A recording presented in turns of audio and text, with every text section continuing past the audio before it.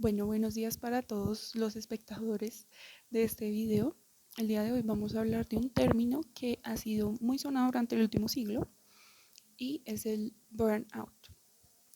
Este término tuvo su primera aparición en 1977 gracias a la psicóloga Christina Maslach, que se encargó de contextualizar y darle forma a lo que era el estrés crónico causado por el trabajo.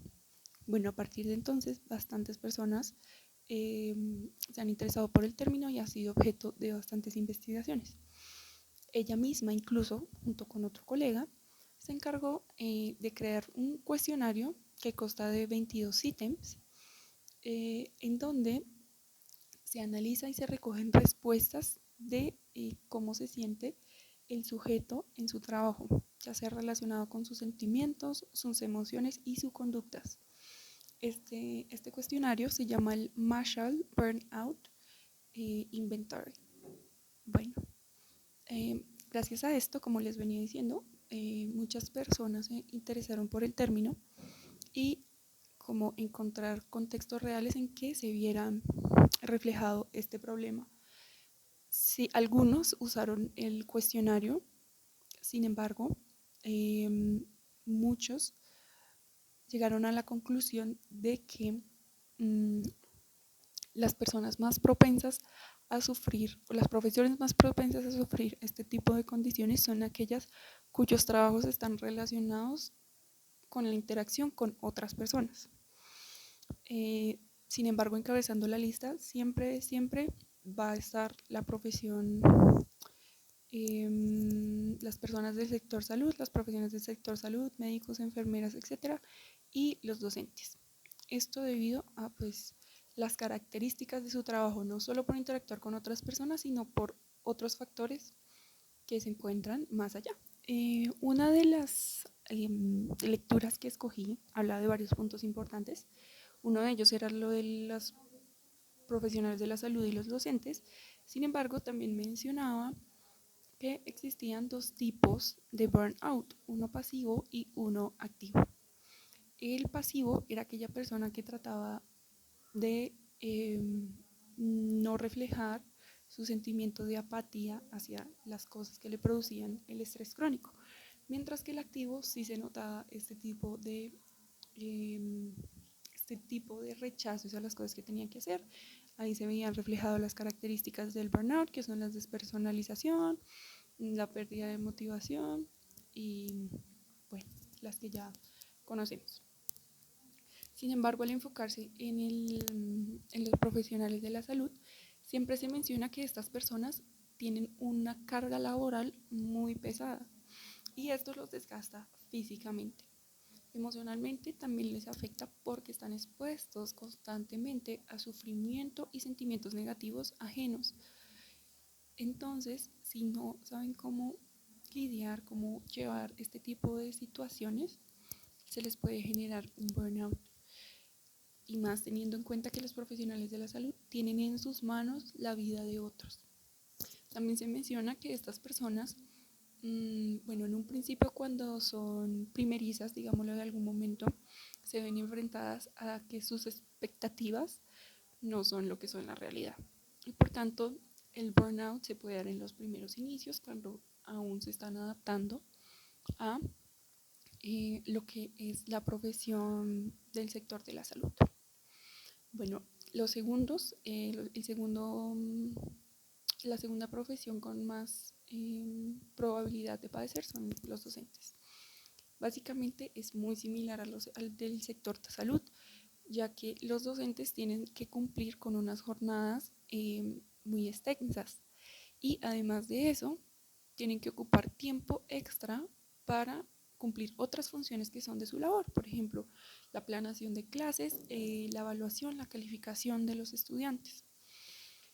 Entonces, en general, creo que sí he podido darme cuenta, quizás no lo del sector salud porque no estoy muy involucrado con eso, pero a lo largo de lo que hemos visto en la carrera y de la experiencia de mi propio padre, que fue profesor, puedo decir que sí se puede evidenciar un burnout en los docentes, y para mí sería la primera profesión que debería tratarse, pues ambas profesiones son un pilar supremamente importante para la sociedad. Sin embargo, como la profesión docente es una que me afecta más a mí directamente, preferiría que estuviésemos más conscientes sobre este fenómeno y las instituciones o las empresas, el gobierno, las naciones, el mundo se preocupara más por la importancia de prevenir eh, pues que los docentes suframos este tipo de condiciones. De esa manera no se afecta la calidad de la educación. Les estaba mencionando la prevención de esta condición. Pero para algunos investigadores no solo existe la prevención, sino que también es importante la intervención. Básicamente estas dos son primera y segunda fase. La primera fase de prevención es evitar que la persona, en este momento pues una persona del sector educativo, sufra de la enfermedad. Mientras que la intervención ya es cuando una vez evidenciado que se está pasando por ese momento, por esta enfermedad, pues se interviene para mitigar las posibles consecuencias que se generan a largo plazo, ya sea que se llegue a un momento de depresión o simplemente que la persona deje el trabajo. Bueno, existen unas técnicas que se mencionan en un estudio, en el estudio que investigué, para ya sea prevenir o intervenir cuando un docente está teniendo burnout. Unas técnicas son fisiológicas. Estas técnicas hablan de enseñarles a cómo controlar su respiración y cómo meditar, puesto que usualmente cuando estamos pasando por este tipo de situaciones se altera y nos sentimos ansiosos y nuestra respiración empieza a cambiar. Nos podemos calmar si aprendemos a cómo respirar.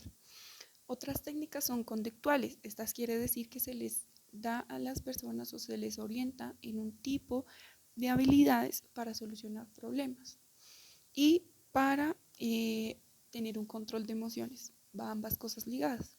Controlan sus emociones y pueden solucionar el problema saliendo de esa situación que les está causando cierto estrés, ¿no? Y lo último son estrategias de intervención social. Como bien lo dice el título, básicamente es una red, una comunidad que sirve para ayudarse entre todos a solventar, o mejor dicho, calmarse, solucionar los problemas y asimismo compartir sus emociones. Dentro de estas estrategias de intervención social se hace mucho énfasis en que las organizaciones, las instituciones deben incluir a sus empleados en la toma de decisiones, pues esto los hace sentirse parte de esto y no solo como un medio para llegar a metas. ¿Qué es lo que pasa? Que sí son muy buenas estas ideas, sin embargo, todas las instituciones o los centros educativos deberían estar orientados simplemente a prevenir, no esperarse hasta que la persona esté pasando por ese momento crítico para hacer algo. Obviamente todo lo que se puede hacer es una ayuda grandísima, pero imaginemos que es un docente que tiene una carga laboral muy grande, que cuando llega a su casa tiene que dedicarle tiempo a, bueno, evaluar, planear sus clases. Y aparte de eso, la institución le pide que asista, digamos, a una cosa extracurricular que tenga que ver con respiración, pues simplemente va a sentir como otra carga y no le va a sacar provecho a lo que se le pueda enseñar.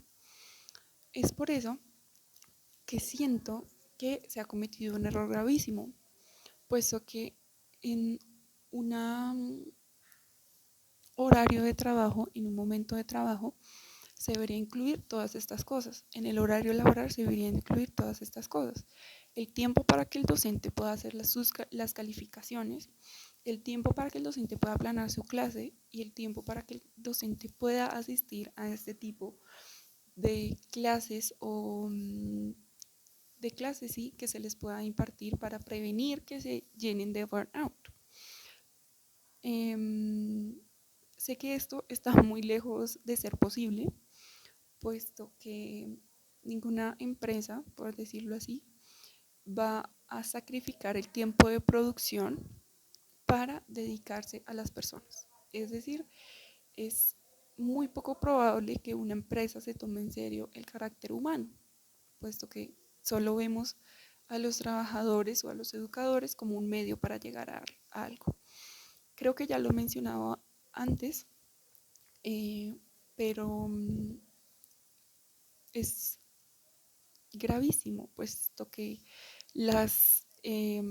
pues los educadores están encargados de educar a otras personas, de relacionarse con otra persona, y esto puede afectar, y va a afectar, no puede afectar, va a afectar directamente la calidad de la educación y cómo los estudiantes perciben una clase y la información.